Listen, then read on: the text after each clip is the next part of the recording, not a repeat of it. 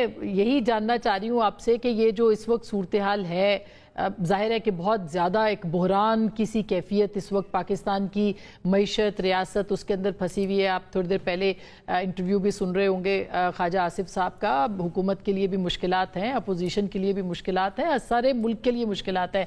कहाँ देखते हैं आप इस वक्त रियासत को ख़ास करके और मईशत को उसके हवाले से? आप सही कह रही हैं कि ख़तरात जो हैं वो किसी एक शख्स के लिए नहीं, किसी एक सियासी पार्टी के लिए नहीं, किसी एक इदारे के लिए नहीं, बल्कि पूरे मुल्क के लिए इस वक्त ख़तरात हैं, शदीद ख़तरात हैं।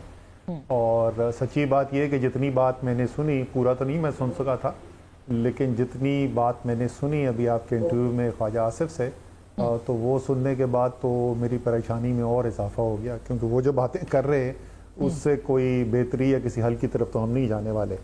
और देखिए, मईशत जो है वो पहले जिस वक्त वोट ऑफ कॉन्फिडेंस आया, अदम एतमाद की तहरीक आई, तो उसके बाद अगला कोई साल डेढ़ साल तकरीबन पाकिस्तान की तारीख का बदतरीन दौर गुजरा मईशत के लिहाज से। और ये कोई मैं एक सियासी स्टेटमेंट या जज्बाती स्टेटमेंट नहीं दे रहा। पाकिस्तान की तारीख में इतनी अफरात-ए-ज़र कभी देखी ही नहीं गई जितनी इस अरसे के अंदर देखी गई।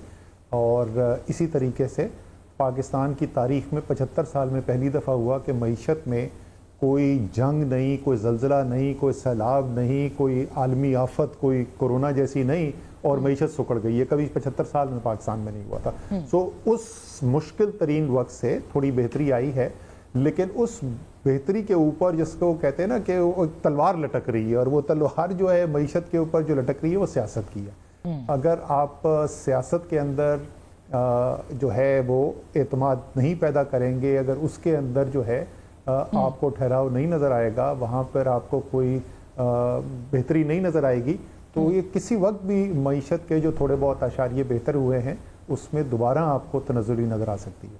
असद साहब, ये जो हिजान है, आपने एक बहुत एक्टिव पॉलिटिक्स की है और आपका एक बड़ा तजुर्बा रहा है, आपकी सियासत एक तवील अरसा हम कह सकते हैं कि पाकिस्तान तहरीक इंसाफ के साथ जुड़ी हुई है, अब तक रही है, थोड़ा अरसा पहले तक। आपको लगता है कि इस वक्त जो स्ट्रेटजीज़ हैं, मतलब आप हुकूमत की भी स्ट्रेटजीज़ और अपोजिशन की भी, प्रायोरिटीज़ क्या है? ख़ास करके तहरीक इंसाफ की प्रायोरिटीज़ आपको क्या नज़र आ रही हैं? देखिए, इस वक्त जो है वो दोनों जानिब से एक टकराव की कैफियत है।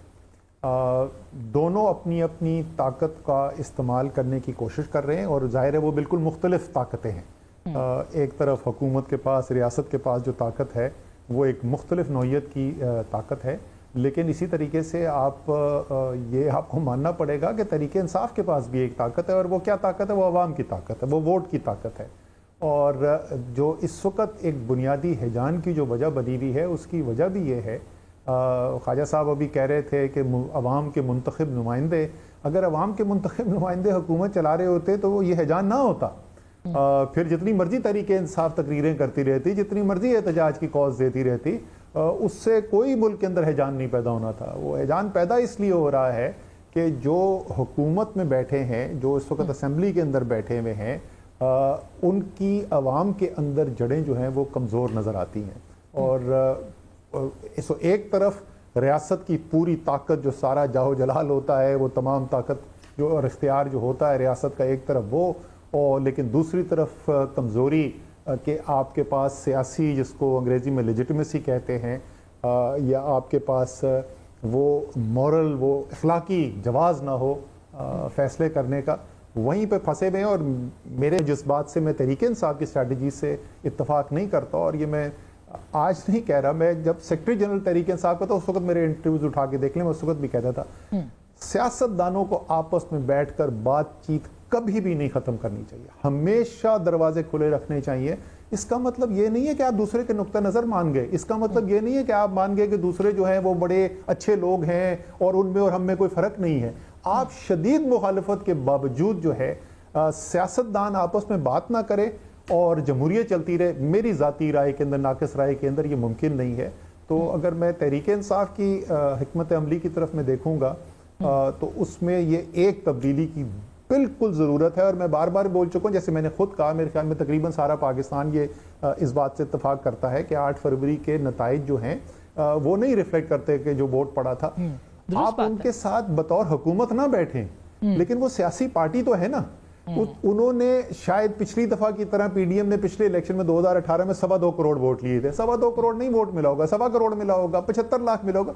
लाखों लोगों का वोट तो वो लेके आए ना। सियासी पार्टी तो वो हैं। कभी सियासी पार्टी ताकतवर होती है, कभी कमजोर होती है। तो मेरे ख्याल में ये सबसे जरूरी चीज ये है कि सियासतदान जब तक आपस में बैठेंगे नहीं और बातचीत नहीं करेंगे, और ये जो सारी, जैसे मैं कह रहा था ना, अगर ख्वाजा आसिफ की जो मैं बातें सुन रहा था, वो कह रहे हैं कि क्योंकि मेरे पास रियासत की ताकत मौजूद है तो मैं कुचल के रख दूंगा। होता नहीं है। सियासी मैदान के अंदर बिल्कुल, जैसे बिल्कुल आपकी बात दुरुस्त है।